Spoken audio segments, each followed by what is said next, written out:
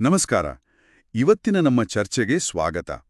ನಾವಿವತ್ತು ನೋಡ್ತಾ ಇರೋದು ರಾಬರ್ಟ್ ಕಿಯೋಸಾಕಿ ಅವರ ತುಂಬ ಫೇಮಸ್ ಪುಸ್ತಕ ಇದೆಯಲ್ಲ, ಶ್ರೀಮಂತ ತಂದೆ ಬಡ ತಂದೆ, ಅದರ ಬಗ್ಗೆ. ಇದರ ಮುಖ್ಯ ವಿಚಾರಗಳನ್ನು ಸ್ವಲ್ಪ ಆಳವಾಗಿ ನೋಡೋಣ. ಇದು ದುಡ್ಡಿನ ಬಗ್ಗೆ ನಾವು ಯೋಚಿಸೋ ರೀತಿನೇ ಬದಲಾಯಿಸುತ್ತೆ ಅಂತ ಹೇಳ್ತಾರೆ. ಸರಿ, ಹಾಗಿದ್ರೆ ಶುರು ಮಾಡೋಣ. ಕಿಯೋಸಾಕಿ ಅವರ ಕಥೆ ಶುರುವಾಗೋದೇ ಅವರ ಇಬ್ರು ತಂದೆಯರಿಂದ. ಅಂದ್ರೆ ಒಬ್ರು ಅವರ ನಿಜವಾದ ತಂದೆ, ಬಹಳ ಓದಿದವರು, ಸರ್ಕಾರಿ ಕೆಲಸದಲ್ಲಿದ್ದವರು. ಅವರನ್ನ ಬಡ ತಂದೆ ಅಂತ ಕರೀತಾರೆ. ಇನ್ನೊಬ್ರು ಅವರ ಫ್ರೆಂಡ್ನ ತಂದೆ. ಅವರು ಶಾಲಾ ಶಿಕ್ಷಣ ಜಾಸ್ತಿ ಇರಲಿಲ್ಲ, ಆದ್ರೂ ಬಿಸ್ನೆಸ್, ಇನ್ವೆಸ್ಟ್ಮೆಂಟ್ ಅಂತ ಅದರಲ್ಲಿ ದೊಡ್ಡ ಯಶಸ್ಸು ಕಂಡಿದ್ರು. ಅವರೇ ಶ್ರೀಮಂತ ತಂದೆ. ಇವರಿಬ್ರು ದುಡ್ಡನ್ನ ನೋಡೋ ರೀತಿ ಇದೆಯಲ್ಲ, ಅದು ಪೂರ್ತಿ ಬೇರೆ ಬೇರೆ.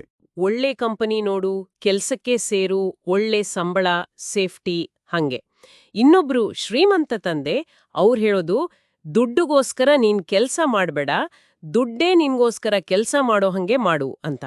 ಇಲ್ಲಿ ತುಂಬಾನೇ ಮುಖ್ಯವಾದ ಪಾಠ ಅಂದ್ರೆ ಆಸ್ತಿ ಮತ್ತೆ ಹೊಣೆಗಾರಿಕೆಗಳ ನಡುವಿನ ವ್ಯತ್ಯಾಸವನ್ನ ಅರ್ಥ ಮಾಡ್ಕೊಳ್ಳೋದು. ಹೌದು, ಅದು ಕೇಳೋಕೆ ತುಂಬಾನೇ ಸಿಂಪಲ್ ಅನ್ಸುತ್ತೆ.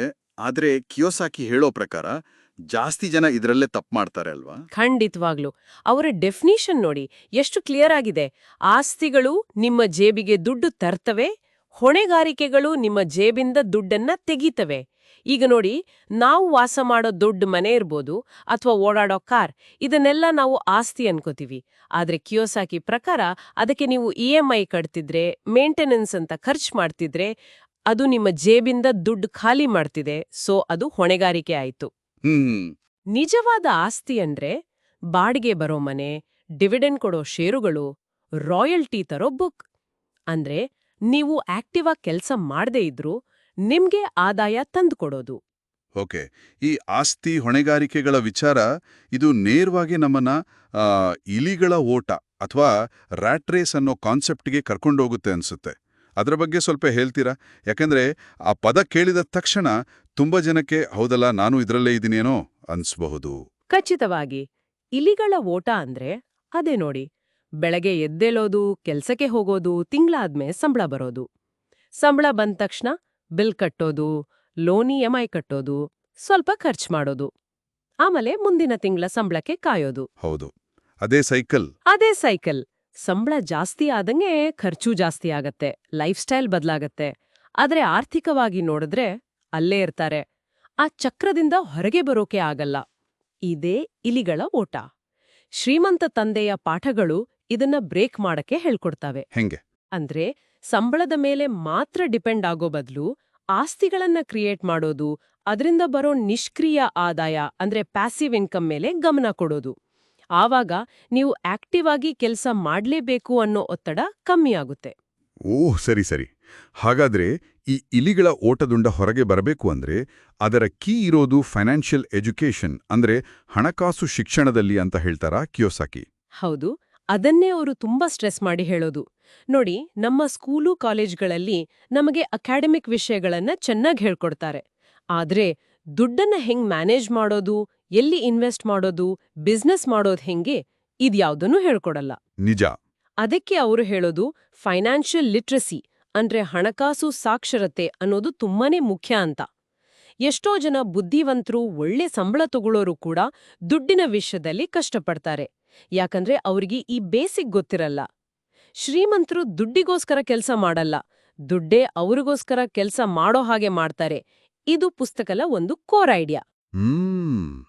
ಅಂದ್ರೆ ಇನ್ವೆಸ್ಟ್ಮೆಂಟ್, ರಿಯಲ್ ಎಸ್ಟೇಟ್, ಬಿಸ್ನೆಸ್, ಈ ಥರದ ದಾರಿಗಳು. ಎಕ್ಸಾಕ್ಟ್ಲಿ, ಆಸ್ತಿಗಳನ್ನ ಬೆಳೆಸೋದು. ಈ ಪುಸ್ತಕ ನಿಜಕ್ಕೂ ಲಕ್ಷಾಂತರ ಜನರ ಮೇಲೆ ಪ್ರಭಾವ ಬೀರಿದೆ ಅನ್ಸತ್ತೆ. ಓದೋಕು ತುಂಬಾ ಸುಲಭವಾಗಿದೆ ಅಂತಾರೆ. ಆದ್ರೆ ಎಲ್ಲಾದ್ರಲ್ಲೂ ಇರೋ ಹಾಗೆ ಇದ್ರ ಬಗ್ಗೆನೂ ಕೆಲವು ಟೀಕೆಗಳು ಇವೆ ಅಲ್ವಾ? ಕೆಲವರು ಹೇಳ್ತಾರೆ ಇದರಲ್ಲಿ ಹೇಳಿರೋ ಕೆಲವು ಸಲಹೆಗಳು ಅಷ್ಟು ಪ್ರಾಕ್ಟಿಕಲ್ ಅಲ್ಲ, ಸಿಂಪ್ಲಿಫೈ ಮಾಡಿ ಹೇಳಿದ್ದಾರೆ, ಹೂಡಿಕೆಯಲ್ಲಿರೋ ರಿಸ್ಕ್ ಬಗ್ಗೆ ಜಾಸ್ತಿ ಹೇಳಿಲ್ಲ, ಈ ಥರ ಎಲ್ಲ. ಹೌದು, ಆ ಟೀಕೆಗಳು ಇವೆ, ಅದನ್ನ ಒಪ್ಕೋಬೇಕು. ಕೆಲವು ಕಡೆ ಕಥೆಗಳು ಸ್ವಲ್ಪ ಉತ್ಪ್ರೇಕ್ಷೆ ಅನ್ಸ್ಬೋದು. ಮತ್ತೆ ಅವ್ರು ಹೇಳೋ ಕೆಲವು ಸ್ಟ್ರಾಟಜಿಗಳು ಅಂದ್ರೆ ಸ್ವಲ್ಪ ಜಾಸ್ತಿ ರಿಸ್ಕ್ ತಗೊಳ್ಳೋಕೆ ಹೇಳೋದು, ಅದು ಎಲ್ಲರಿಗೂ ಸರಿ ಹೋಗಲ್ಲ. ಅವರವರ ಪರಿಸ್ಥಿತಿ ನೋಡ್ಕೋಬೇಕು. ಸರಿ. ಆದ್ರೆ ಆ ಟೀಕೆಗಳನ್ನೆಲ್ಲ ಪಕ್ಕಕ್ಕಿಟ್ರೆ, ಸ್ಪೆಷಲಿ ಫೈನಾನ್ಸ್ ಬಗ್ಗೆ ಏನೂ ಗೊತ್ತಿಲ್ಲ ಅನ್ನೋರಿಗೆ ಒಂದು ಸ್ಟಾರ್ಟಿಂಗ್ ಪಾಯಿಂಟ್ ಕೊಡಕ್ಕೆ, ಆ ಒಂದು ಮೈಂಡ್ಸೆಟ್ ಚೇಂಜ್ ಮಾಡಕ್ಕೆ ಈ ಪುಸ್ತಕ ಖಂಡಿತ ಹೆಲ್ಪ್ ಮಾಡುತ್ತೆ ಅಂತ ಒಪ್ಕೊಳ್ಳಲಾಗಿದೆ.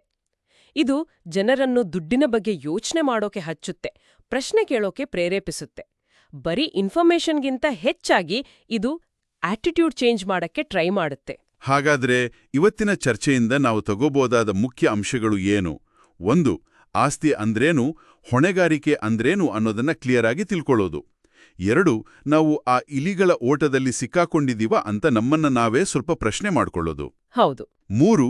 ಈ ಹಣಕಾಸು ಶಿಕ್ಷಣ ಅನ್ನೋದು ಎಷ್ಟು ಮುಖ್ಯ, ಅದು ನಮಗೆ ಶಾಲೆಯಲ್ಲಿ ಸಿಗಲ್ಲ, ಸೊ ನಾವೇ ಅದನ್ನ ಹುಡುಕಿ ಕಲಿಬೇಕು ಅನ್ನೋದು.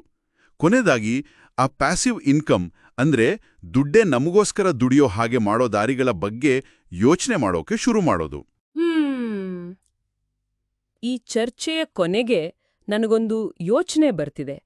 ಈ ಪುಸ್ತಕ ಓದಿದ್ಮೇಲೆ ಅಥವಾ ಇದ್ರ ಬಗ್ಗೆ ಕೇಳಿದ್ಮೇಲೆ ನಾವೆಲ್ಲೂ ಯೋಚನೆ ಮಾಡ್ಬೇಕು ಅನ್ಸುತ್ತೆ, ನಮ್ಮದೇ ಆದ ಬಡ ತಂದೆ ಅಥವಾ ಶ್ರೀಮಂತ ತಂದೆ ಧ್ವನಿಗಳು ಯಾವುದು?